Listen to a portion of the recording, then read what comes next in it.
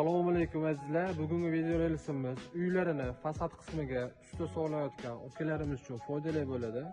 Kuzatib ko'ring. Bitta video reelsimiz ichida naqd 3 ta foydali ma'lumotni aytib o'taman. Birinchisi, tunqur g'ishlari qachon bildirilishi kerak? Suv g'ishlari va tergachlari 100 baton tugallangandan so'ng tekin qilinishi kerak. Ikkinchisi, agarda siz ham suvoq va atkochlar 100% tugamasdanoq tunkafon qildirib qo'ygan bo'lsangiz, suvoqchiga 2 hissa haq to'lashga tayyor turing. Uchinchisi, fasatingizni 30% ko'rikka yo'l bo'lib ketishini xohlamasangiz, tiaga ishlari tugamasdanoq tunkafon ishlarini qildirmang. Sababi tunkafonimiz tagida hovlini bog'lab turuvchi tiaga karnizdan aylanib o'tish kerak. Bu yerda yo'q bo'lib ketgan sababi tunkafon ishlari bo'lgan.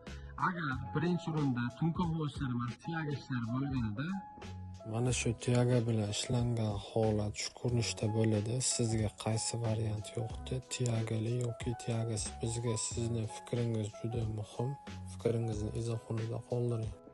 Shu va shunga o'xshash holatlarga duch kelmaslik uchun uyingizni fasad qismini tajribali ustalarga topshirishingizni tavsiya qilamiz. Ya'ni usta bilan jamoasi.